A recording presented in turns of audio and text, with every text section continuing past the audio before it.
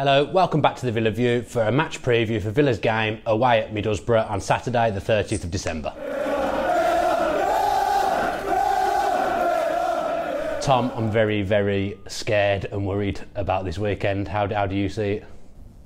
You're not the only one who's scared and worried, and Villa fans, I think, across the world are feeling the same pain. I mean, Middlesbrough are coming off a 2-game winning streak. They've got the new manager Bounce, and they're one goal ahead of us in the league at the moment, and they'll be looking at this game at home going, we can take the Villa boys here. Pulis obviously doesn't like Villa. He'll want to get one over Villa, and he pretty much spent his whole tenure at West Brom talking about how superior West Brom were to Villa and how grateful they should be to him. So he'll want to get one over us as he tried to previously. But I don't recall him having the best record against us. Is one thing. I mean, we beat them twice in a week under Tim Sherwood. So we obviously can beat Pulis sides, but it's not a great time to be facing Middlesbrough at all.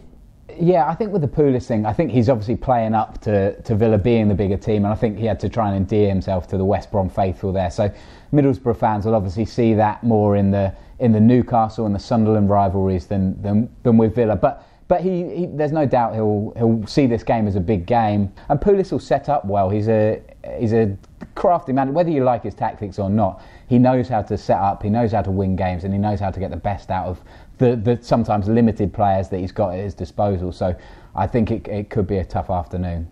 You say that, but the West Brom fans I see on social media and the ones I speak to, actually they were conceding a lot of goals towards the end of his time at West Brom. The clean sheets had deserted him, but Middlesbrough were a team that were in good shape.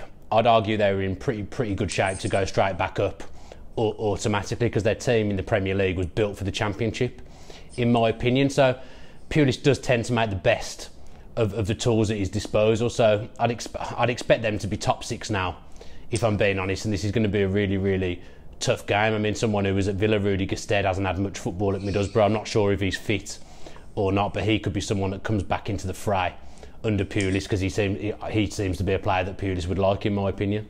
Yeah, he's one. Another Villa former Villa player, Stuart Downing, as well, is one that I'm particularly worried about. I think he's been man of the match 4 of the last 6 games, I think I read recently, and he was kind of out on his ear a little bit with Gary Monk in charge. Wasn't particularly favoured, but I think he's going to be the kind of player that Tony Pulis really likes. And yeah, as you say, with Gestede as well, I think he's a big target man, isn't he? And Pulis has played with big target men before. And he's able to, when he's used correctly, I know you weren't a massive fan of him at Villa, but when he's used correctly, he can bring players in, and depending on who's playing at centre-back for Villa, that could be really harmful. Well, they've also got Aston, who I think is one of the best strikers in the league. I think he's scored 12 goals already this season. He's a very good player. He's got a decent hold at play, he's quick, he's direct, and he's big and powerful. So it's going to be a really tough game, but we've got to bounce back. We've got to start doing things differently. We've got to concentrate. We've got to be better at the back, and we've got to be better going forward, because at the moment, December, we haven't really looked like scoring from open play too often. For you, where do you think the biggest difference can lie from Villa's point of view? You know, is it we've talked about the kind of uncertainty at the back. There might be a chance of John Terry. It looks unlikely, but is it further forward? Do you think we need to make the changes? I think he will make change. I mean, Bruce talks about going back to basics, but in my opinion, although we're making mistakes, we're too basic. We need to be a bit more expansive in the way we're playing football. The passing's got to improve. The amount of times Villa players just kick the ball out of play, I've never seen anything like it. I think there's a chance we'll go to 4. I think back to basics means 4-4-2. In my opinion, I think that's what Bruce means. I guess the midfield is going to be the biggest changing point in there. Do you want to talk a little bit about how you see the lineup looking?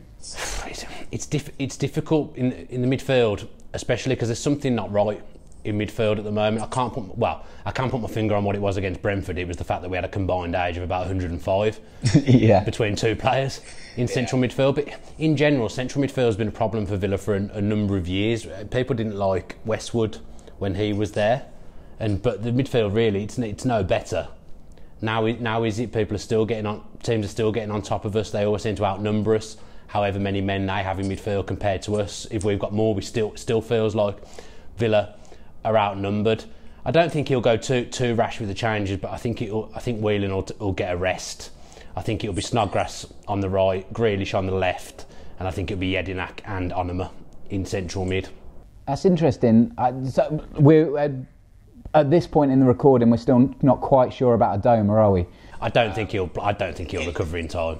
It doesn't look likely that Adoma will play. So yeah, you're kind of forcing Grealish out a little bit. So it'll be interesting to see if Onuma kind of fits into that central midfield, because I know a few people were talking last week about how he is actually more of a defensive centre midfielder than an attacking. So we might see that a little bit more with him and Yedi sitting and giving Snodgrass and Grealish a bit more of a free rein up and down the wings and maybe crossing over a little bit too.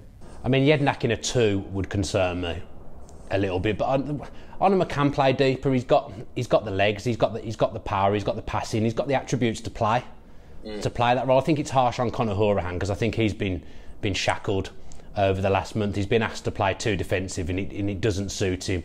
Box to box is what Hourihane was doing at Barnsley, and he was scoring lots of goals. I mean, he's on a bit of a dry spell for us, but I don't necessarily think that's his fault. I think it's the position he's being asked to play. So I thought it was harsh to see him on the bench, because I actually think his defensive games come on leaps and bounds, Hourihane. But I'd like him in there box to box, but I think because Onuma scored, I think it'll be him that lines up alongside Jedinak.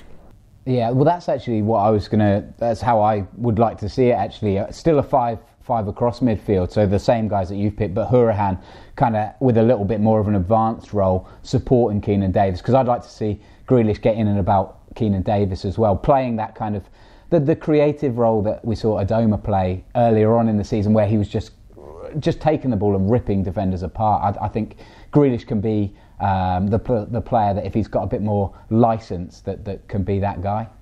Personally, I prefer Grealish in the hole, but he can play on the left hand side and be given a bit of freedom to come inside. But the trouble is, it relies on you having a good overlapping left back, and as good a defender as Neil Taylor is, his attacking game isn't brilliant.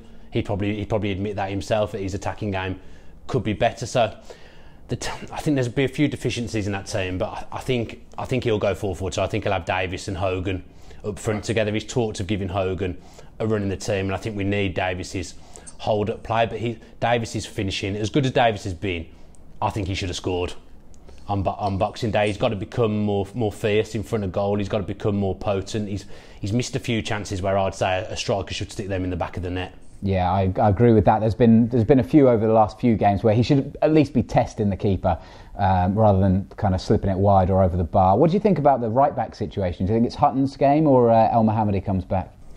It tends to be when the chips are down, he plumps for Hutton because he thinks he's reliable. I think El Mohammadi's distribution, his crossing, is more beneficial to us. But as I said in the podcast yesterday, if I had to pick a right-back at the moment, I'd give Delat a run, because I think he's in between of the defensive and the attacking, and he gives us the better balance, and I'd like to see him given a run. I think he used to play for Middlesbrough. I think he had a spell on loan at Middlesbrough as well, but I never get the team selection right. That's why I'm pretty low in the fan score league. I never ever get the team selection right, so it'll probably be completely different to what I'm saying anyway. Yeah, we've talked about it, and those that haven't seen the podcast yet can go back and watch, but it was quite a depressing week of football for Aston Villa fans, and you don't need the podcast to tell you that. But it feels a bit like Bruce has, with the injuries, he's kind of lost his favourite team and doesn't really know now where his favourite team lies, and that goes as deep as right back, which usually in any team would be a kind of a straightforward decision. But when there's 3 different players vying for that spot, it all seems a bit messed up at the moment. Well, we've got Bree as well, who we spent money on a year ago. He doesn't even get a sniff nowadays. He needs a loan move desperately. I mean, it's not great that we've got 4 right backs and 1 left back. Yeah. Is it? That's not brilliant. But I'm hoping that John Terry's going to be back and sort us out. We need him back a month ago, essentially. So I'm hoping he's going to come in and sort us out. Do you think he'll play tomorrow? Saturday. Yeah, it is tomorrow.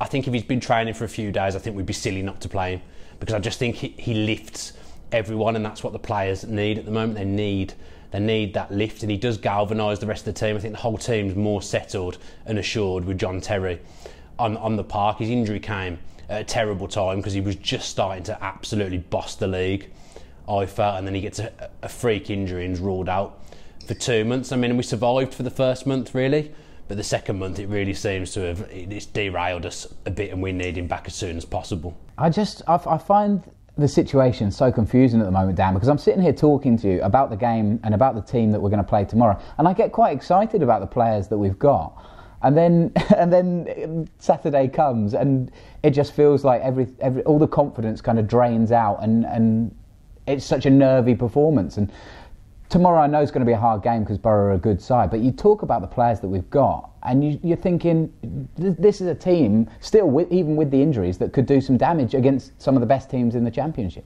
Yeah, and Bruce said it himself. The team he put out against Brentford should have been good enough to get a result. And he was fuming after the game. I mean, he knows that he's under pressure. I think, to be honest, you could argue he's been under pressure ever since he came in, because he says himself it's the biggest job he's ever had, and he's desperate to get it right. But he does need to start making some right decisions, because there's been a few decisions over the last month that I've found strange. Yeah, no, it's another huge game, isn't it? We've talked about it a lot, but the next week is going to be massive for Aston Villa, because we could be back in the playoffs, or we could be 12th if results don't go right. So it's going to be a tough one, and there's a danger that we went unbeaten in November, we go winless in December, which should just be an absolute disaster. Yeah, and that's the problem. I don't see us winning at Middlesbrough. That's the problem. You know what it's like when you're on a bad run. You don't see your team.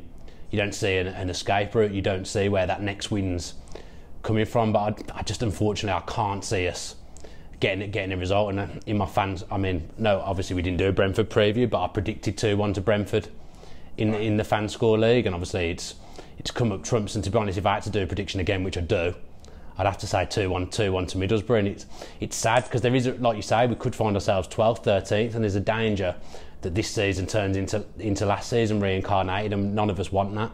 Yeah, no, absolutely. So you're going for a 2-1 Middlesbrough win, are you? Yeah, I don't want to. I don't like sitting here and predicting the other team to win, but we just don't look good at the moment. And like you say, Middlesbrough have got a new manager. He'll get them bang up for it. They've won the last couple of games. I can't see us doing anything. And if I was offered a draw, it's not really good enough at the moment, but I'd probably take it. Yeah, well, that's what I'm going to go with. I'm going to go with a 1-1 draw, and that's an optimistic 1-1 draw, which is a really sad thing to say at this stage of the season. But like you say, the performances haven't been there in the recent weeks, and Middlesbrough have everything going for them. They're the home team. They got the new manager, and they got Britt Sombalonga as well, who's scoring goals, and I think he's going to be the first goal scorer too. The thing is, it can all change very quickly. You suddenly win 3 or 4 games, and you are back up in 3rd or 4th. I mean, Derby were out of it a month ago, not in the top 6. Now they're 3rd or 4th. Bristol City have found their way into the auto spots. Cardiff have lost a few games, so it is. Sheffield United too, Dan, who went on a bad run, but now they're back in the playoff mix with a win at Sunderland. It's peaks and troughs in the Championship. I mean, at the end of the day, we have only lost 2 in 8 since John Terry's been out, I think, but it's draws, and it was draws that killed us last season, I think, and it's going to be draws that are our downfall again. So that's it for today's very glum match preview for Villa's game at Middlesbrough. Thanks to Tom for joining me today and having a chat about the game. As if the depressing podcast wasn't enough, we've had to come together again today and dissect Villa, which isn't an easy thing to do at the moment. If you have enjoyed this video, then make sure you're clicking on the big thumbs up button on YouTube. That helps the channel grow immensely, the more likes that we get. And if you're not subscribed to the channel already with your post notifications on, if you could do that, that would also be absolutely fantastic. Comment below with your predictions on how you think the game's going to go, and don't forget, if you are in the fan score league like I sometimes do, don't forget to enter your predictions. If you missed the podcast yesterday with Tom and I, then make sure you tune in to that as well. I think it's a good listen and a good dissection of what's going on at Villa Park at the moment, so tune into that if you missed it yesterday. There's also a competition to win Darius Vassell's autobiography signed by the man himself, so yeah, watch the podcast and you'll find out all the information to do with that. Stick with the channel, stick with the Villa, up the Villa. If you enjoyed that video, why not watch another? Click the video choices on screen now to go and watch them in full. Be sure to subscribe to the channel by clicking our logo there on the left. Easy peasy.